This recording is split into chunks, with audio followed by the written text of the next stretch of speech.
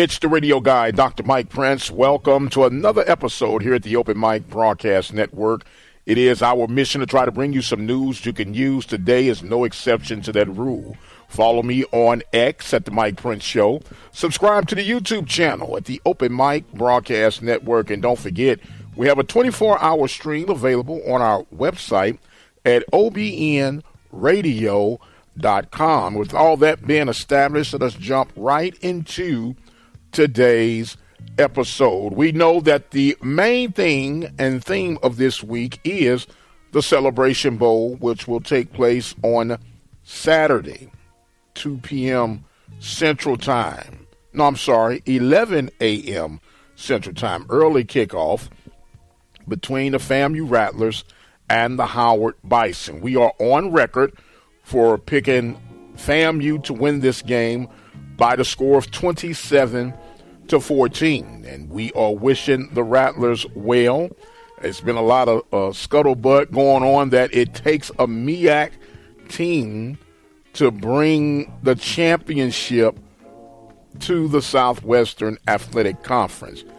And it sounds cute, but the reality is that FAMU is Southwestern Athletic Conference affiliation. And we are wishing the Rattlers, as we stated, well. I think it's going to be a very good game. I was on record with Coach Van Pettaway, as I stated, with the score being 27-14, but not a close 27-14, if that makes any sense to you.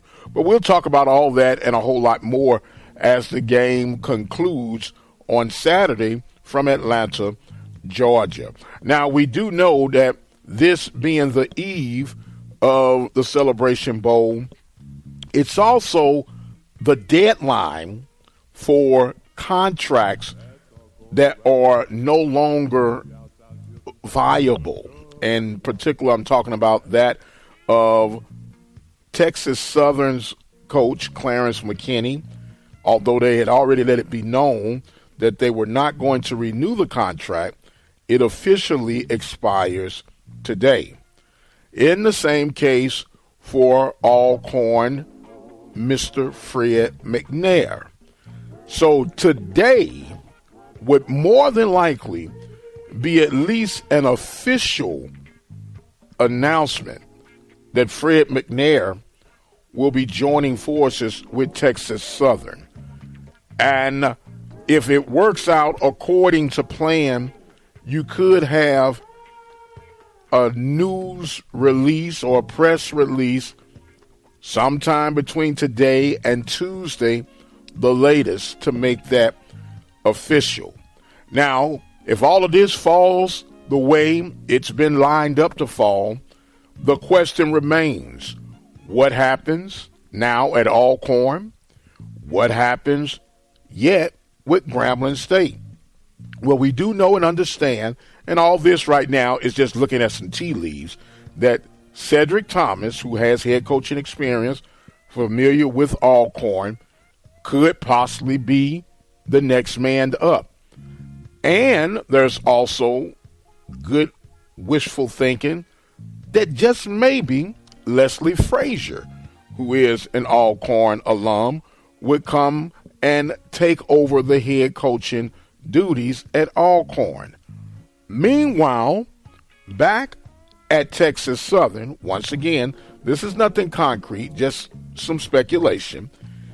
It could be a reuniting of Cedric Thornton, who was just relieved of duties from Grambling, to meet back with Fred McNair if he is the one chosen for Texas Southern to be their defensive coordinator. He has familiarity with Houston and the Texas Southern system, and that could be another reunion of coaches. And if that wasn't enough to have you scratching your head, there is also an offensive coordinator who is still floating around and about. And of course, I am talking about Eric Dooley. Man, what a combination package it would be if Eric Dooley were to become the next OC at Texas Southern, or for that case, at Alcorn. Still, the Ed Reed whispers and wishful thinking are coming out in the case of Grambling State. But as we stated, there should be a great movement sometime between today and Tuesday in regards of Texas Southern. Now, I really and truly appreciate all of you guys that listen and support by way of donation, by way of content, and just interacting with us each and every day here at the Open Mic Broadcast Network.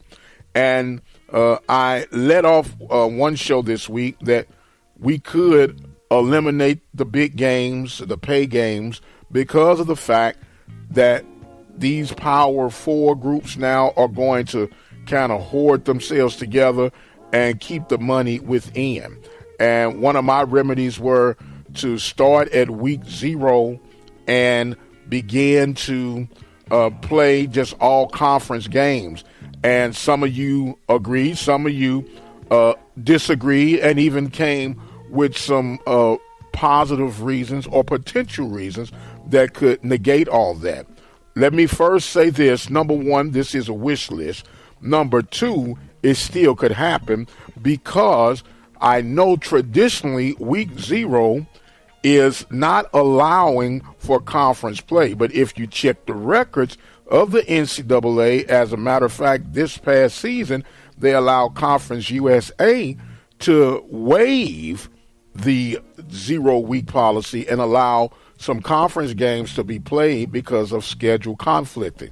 If the conference, in the case of Southwestern Athletic Conference, were to decide that this was the route they would want to go, I am more than willing to think that the NCAA would allow the waiver, and if not, the rules to be adjusted. Because as we speak, the NCAA does not have a sure footing of what they want to do and how they're going to do it anytime soon. So why not allow, in this particular case, the HBCU Conference or the Southwestern Athletic Conference to already further create its uniqueness? We already have our own bowl. We already are eliminated or not involved with the FCS playoffs. So what's one more wrinkle to the show? So it could still be a reality. And as regards of travel, it really won't impact your travel as much as you think.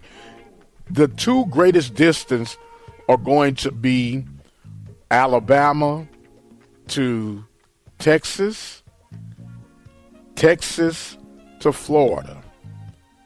And it'll really be a washout. You just flip-flop. You travel to Alabama one time and you host an Alabama school.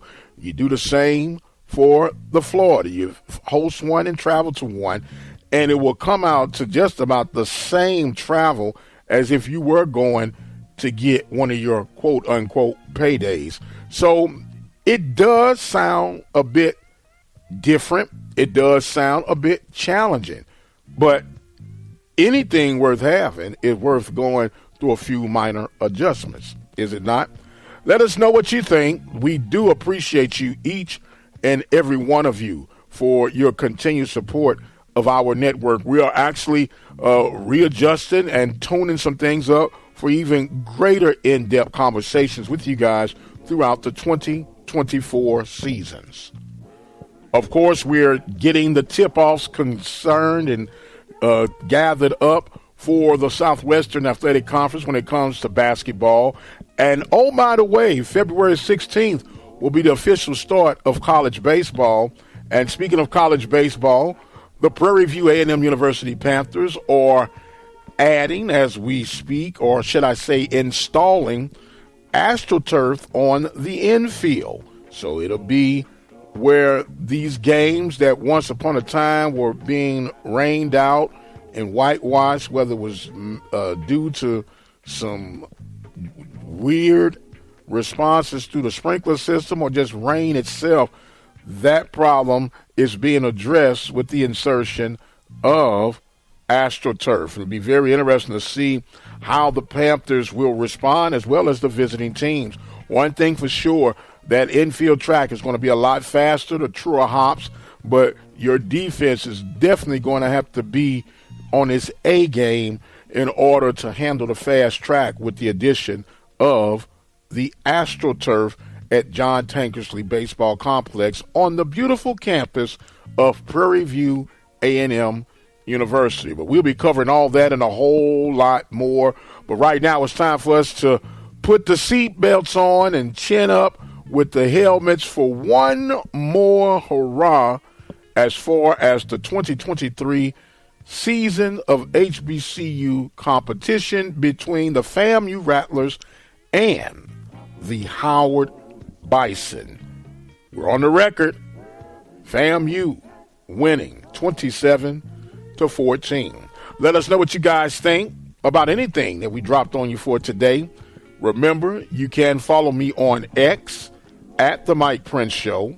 Subscribe to our YouTube channel at The Open Mic Broadcast Network, and visit the website obnradio.com. My time has come where I must exit stage left. Don't forget, we will beat you on Saturday morning, 9 a.m. Central Time for The Zone. So until the next time, you guys be blessed, and we'll see you on the other side.